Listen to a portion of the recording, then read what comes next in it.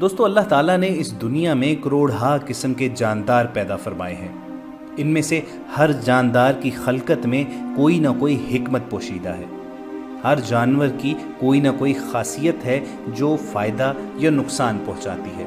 خواتین و حضرات، ان لاکھوں کروڑوں اقسام کے جانداروں میں سے ایک جانور کتا بھی ہے۔ کتا عام طور پر وفا کی علامت سمجھا جاتا ہے اور یہ اپنے مالک کو اس کے دشمنوں سے محفوظ رکھتا ہے، مگر آپ ہم سب کے ایمان کا حصہ یہ ہے کہ رسول اکرم صلی اللہ علیہ وآلہ وسلم نے فرمایا ہوا ہے کہ جس گھر میں کتا ہوگا اس گھر میں فرشتے داخل نہیں ہوتے۔ آج ہم پیپل لائیو کی اس ویڈیو میں یہ جانیں گے کہ اسلام میں کتا رکھنے کی ممانعت کیوں کی گئی، اور جب اس کی ممانعت ہی کی جانی تھی تو اللہ تعالیٰ نے اس جاندار کی خلقت کیوں فرمائی، اس کو کیوں پیدا کیا اور کس طرح پیدا کیا۔ پیپل لائیو کی ہماری آج کی اس ویڈیو کا موضوع یہی ہے، مگر آگے بڑھنے سے پہلے ہم آپ سے یہ گزارش کریں گے کہ اگر آپ نے ابھی تک ہمارا چینل سبسکرائب نہیں کیا ہوا تو ریڈ سبسکرپشن بٹن پر کلک کر کے اور بیل آئیکن کو پریس کر کے آپ ہماری سبسکرپشن لسٹ میں شامل ہو سکتے ہیں اور یوں آنے والی ہر ویڈیو کو باقاعدگی سے حاصل کر سکتے ہیں۔ دوستو، کتے کی تخلیق کے مقصد کے بارے میں اور کتے کو کیسے پیدا کیا گیا، اس بارے میں دو حکایات ہیں۔ مذاہب کی قدیم کتابوں کے مطابق ابلیس یعنی شیطان ایک جن تھا اور اللہ تعالیٰ نے اس کی عبادت کے باعث اسے فرشتوں میں شامل کر لیا۔ بعد ازاں اس کی ریاضت کا سلسلہ جاری رہا۔ اس کائنات کا کوئی ایسا چپا، کوئی ایسا ٹکڑا نہیں تھا جس پر ابلیس نے سجدہ نہ کیا ہو۔ یہ ان سجدوں، ان ریاضتوں اور ان عبادتوں کا نتیجہ تھا کہ اللہ تعالیٰ نے ابلیس کو فرشتوں کا سردار بنا دیا، لیکن پھر ابلیس غرور کا شکار ہو گیا اور اس نے مٹی کے پتلے یعنی آدم علیہ السلام کو سجدہ کرنے سے انکار کر دیا۔ یہاں سے خیر و شر کی طاقتوں کے درمیان جنگ کا آغاز ہوا۔ قدیم صحائف میں لکھا ہے کہ جب شیطان کو حضرت آدم علیہ السلام کو سجدہ کرنے کا حکم دیا گیا تو اس نے حضرت آدم پر حقارت سے تھوک دیا۔ شیطان کا تھوک حضرت آدم کے پیٹ پر گرا۔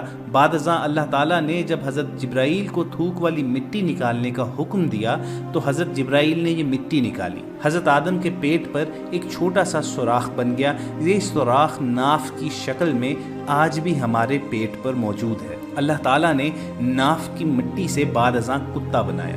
خواتین و حضرات، قدیم صحائف کی روشنی میں کتے میں دو خصائص ہوتے ہیں، اور یہ دو خصلتیں اس لیے ہیں کہ یہ انسان سے محبت کرتا ہے۔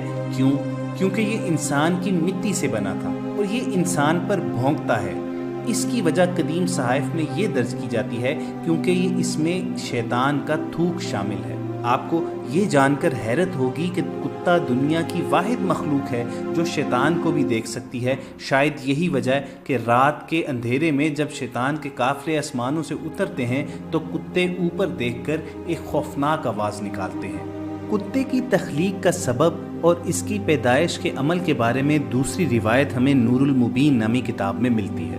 مولا علی علیہ السلام نے نبی اکرم صلی اللہ علیہ وآلہ وسلم سے دریافت کیا کہ اللہ تعالیٰ نے کتے کو کیوں پیدا کیا؟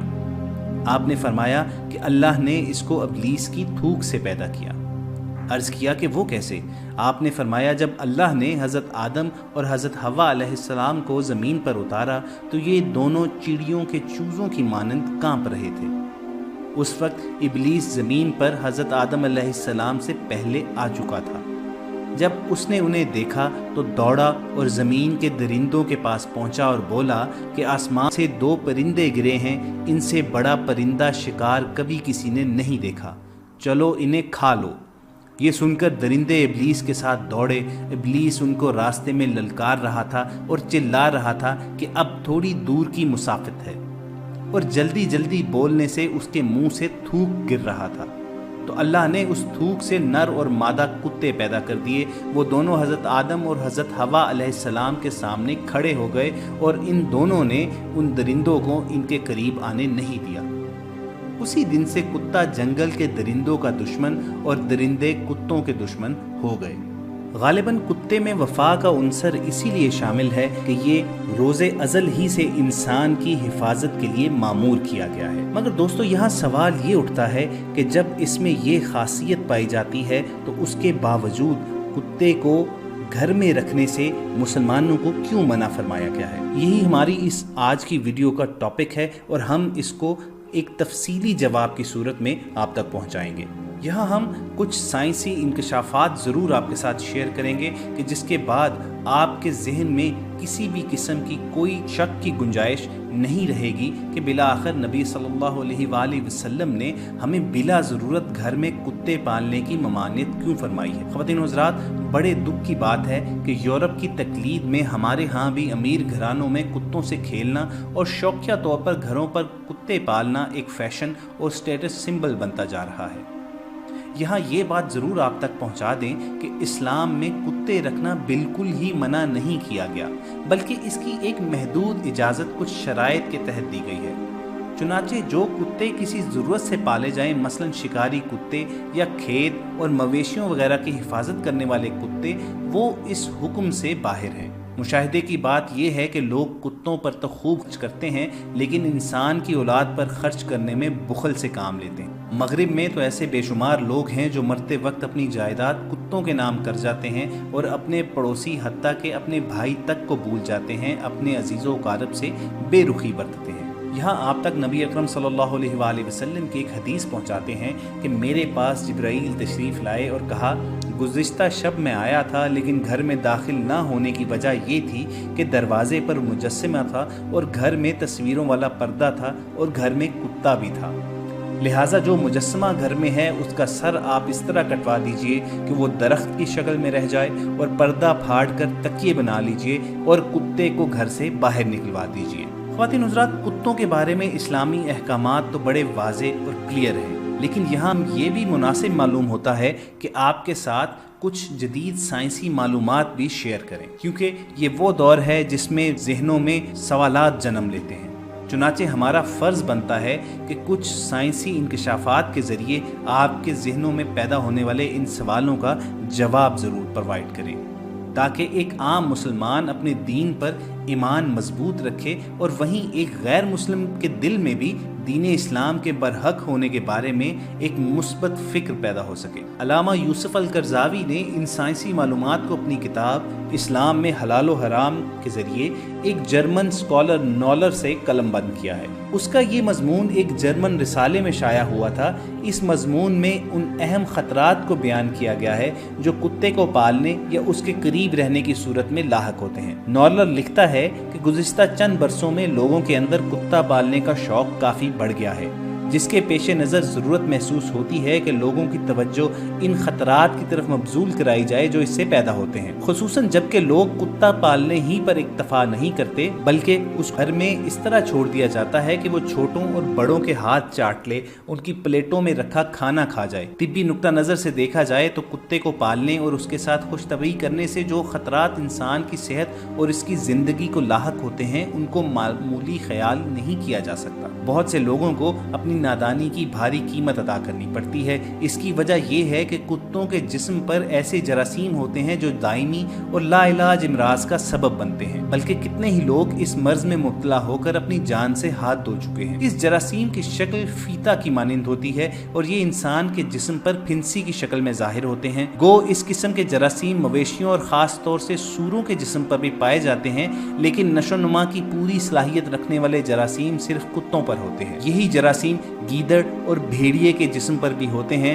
یہ جراثیم اتنے باریک ہوتے ہیں کہ دکھائی دینا بھی مشکل ہوتا ہے۔ یہ جرمن اسکالر نولر آگے لکھتا ہے کہ یہ جراثیم انسان کے جسم میں داخل ہوتے ہیں اور وہاں مختلف شکلوں میں ظاہر ہونا شروع ہو جاتے ہیں۔ یہ اکثر پھیپھڑے، عضلات، تلی، گردہ اور سر کے اندرونی حصے میں داخل ہوتے ہیں۔ ان کی شکل بہت کچھ بدل جاتی ہے، یہاں تک کہ خصوصی ماہرین کے لیے بھی ان کی شناخت مشکل ہو جاتی ہے۔ بہرحال اس سے جو زخم پیدا ہوتا ہے، خواہ وہ جسم کے کسی بھی حصے میں ہو، صحت کے لیے سخت مضر ہے۔ ان جراثیم کا علاج اب تک دریافت نہیں کیا جا سکا۔ جرمن ڈاکٹر نولر کا بیان یہ ہے کہ کتے کے جراثیم سے انسان پر جو زخم ابھر آتے ہیں ان کی تعداد 1% سے کسی طرح کم نہیں، اور بعض ممالک میں تو 12% تک اس میں مبتلا پائے جاتے ہیں۔ اس مرض کا مقابلہ کرنے کی بہترین صورت یہ ہے کہ ان جراثیموں کو کتوں تک ہی رہنے دیا جائے اور انہیں پھیلنے سے روکا جائے۔ اگر انسان اپنی صحت کو محفوظ اور اپنی زندگی کو باقی رکھنا چاہتا ہے تو اسے کتوں کے ساتھ خوش طبعی نہیں کرنا چاہیے، انہیں قریب آنے سے روکنا چاہیے، بچوں کو ان کے ساتھ گل مل جانے سے باز رکھنا چاہیے، کتوں کو ہاتھ چاٹنے کے لیے نہیں چھوڑ دینا چاہیے اور نہ ہی بچوں کو کھیل کود اور تفریح کے مقامات میں رہنے اور وہاں گندگی پھیلانے کا موقع دینا چاہیے۔ اسی طرح کتوں کے کھانے کے برتن بھی الگ ہونے چاہیے۔ انسان اپنی کھانے کے لیے جو پلیٹیں وغیرہ استعمال کرتا ہے ان کو کتوں کے آگے چاٹنے کے لیے نہیں ڈال دینا چاہیے۔ خواتین و حضرات، یہاں ہم رسول اکرم صلی اللہ علیہ وآلہ وسلم کا ایک اور فرمان آپ کے ساتھ شیئر کرتے ہیں۔ نبی صلی اللہ علیہ وآلہ وسلم نے فرمایا کہ جب کتا کسی کے برتن میں منہ ڈالے تو اسے چاہیے کہ برتن کو 7 مرتبہ دھوئے اور ان میں سے 1 مرتبہ مٹی لگا کر دھو لے۔ سامعین کرام، یہ جو معلومات آپ تک پہنچائی گئیں اور پھر ان کا موازنہ نبی مہربان آقا دو جہان صلی اللہ علیہ وآلہ وسلم کے ان فرمودات کے ساتھ کریں جن میں آپ صلی اللہ علیہ وآلہ وسلم نے گھر میں کتے پالنے سے منع فرمایا، یا پھر اگر کسی پلیٹ میں کسی برتن میں کتے کا منہ لگ جائے تو اس کو پاک کس طرح کرنا ہے، تو یہ غور کی بات ہے کہ کیا اس زمانے میں کوئی جدید لیبارٹری موجود تھی کہ جہاں سے حاصل ہونے والی معلومات کی بنا پر آپ صلی اللہ علیہ وآلہ وسلم نے صحابہ اکرام کو ان باتوں کی تلقین فرمائی؟ یقیناً ایسی بات نہیں تھی۔ تو پھر ان تمام نصیحتوں کا ماخذ کیا تھا؟ خواتین و حضرات، ہمارا ایمان ہے کہ وہ ماخذ رب ذوالجلال کی ذات بابرکت ہے۔ اس کا ثبوت قرآن مجید کی سورہ نجم کی اس آیات مبارکہ میں ملتا ہے کہ وہ اپنی خواہش نفس سے نہیں بولتا، یہ تو ایک وحی ہے جو اس کی طرف کی جاتی ہے۔ تو دوستو، ہم نے آج آپ سے یہ شیئر کیا کہ کتے کی خلقت کا سبب کیا تھا، کتے کو پیدا کس لیے کیا گیا اور کس طرح کیا گیا، اور پھر اتنی ساری خصوصیات ہونے کے باوجود اسلام میں کتا گھر میں رکھنے کی ممانعت کیوں فرمائی گئی۔